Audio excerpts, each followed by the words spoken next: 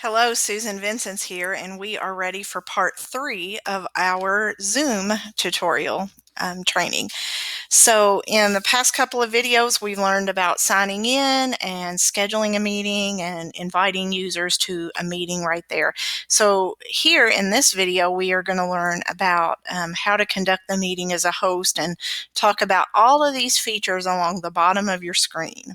So let's look across the bottom of your screen as a host of a meeting. The first thing you're going to see is the mute button. This obviously mutes your own microphone, and your participants are going to have that ability as well. Then you also have a little troubleshooting menu where you can make sure you have the correct headphones connected or speakers, what have you. And then the same thing over here, we have the ability to stop our video. So if I click that, my video will stop and you'll see a red line, and then I can click it again, and then I'm back on the screen. And then your arrow to give you your little troubleshooting menu.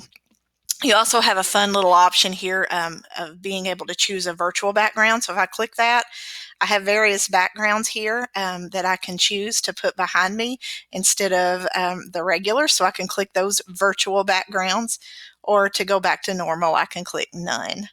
Okay, so that's under my video option. Okay, we've talked about the invite button, and then we have our manage participants. If I click manage participants, over here in this white box on the right, I'm going to see every participant that's in my meeting. Right now I don't have anybody, but each participant is going to have the ability to mute their own microphone from here, and then they have a couple more options down here.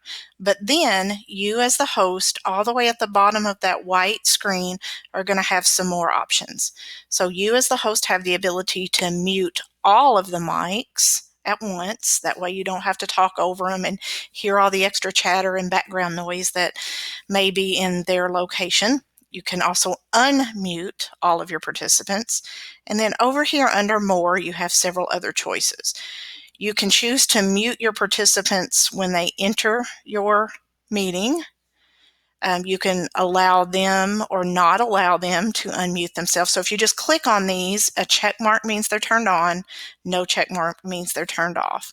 Here, the play, enter, and exit chime means that if you want to keep a room, a meeting or a room open for an extended period of time, that way you don't have to create a separate meeting. For those of you who are meeting with each of your classes for so many minutes at a time, you may want to send the link and just leave this same room open if you choose to. That way you don't have to create multiple meetings. So you can certainly have that enter and exit chime on if you want to know when somebody gets on.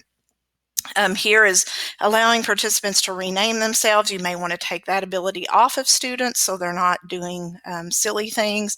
And then here, locking meeting, which may or may not be useful to you. So that's under managing participants. Here you have the ability to share your screens, and then you have the ability for participants to do this if needed.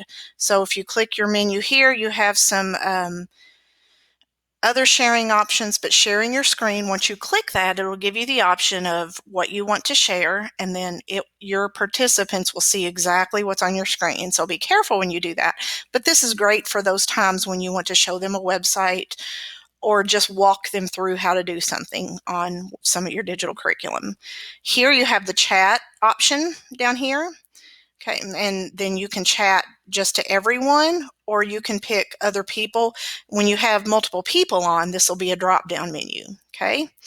And then you have the dots over here, and notice as the host, you can tell participants, you can turn it off to where they can not be able to chat with anyone, or they can only chat with the host.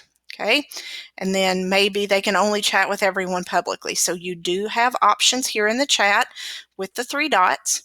And then over here on recording, okay, recording is only for the host. They only have that ability. So when you click record, you're going to want to just do it to the computer that you're on, and it will download that file, and we'll talk about where to find that file. And then you also have the reactions over here. Okay, the reactions happen when a participant clicks it, and it'll show up next to their block. Okay, and then another thing I want to point out is when you are on a call, you're going to have a full screen option right here. And beside that full screen, when you have multiple people, you're going to have something called screen view and then grid view. If you click the grid view, this is where you're going to see everyone that's connected in squares across your screen. It kind of looks like the beginning of the Brady Bunch introduction.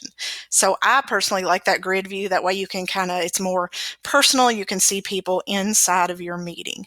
Then as the host, you have the ability over here to end the meeting, and then that will end the meeting for everyone. Okay, so that is going over each of the buttons. As the host, you have some options to be more in control as the need arises. Again, if you have any questions, please do not hesitate to contact me and I will be happy to assist. Thank you very much. Bye-bye.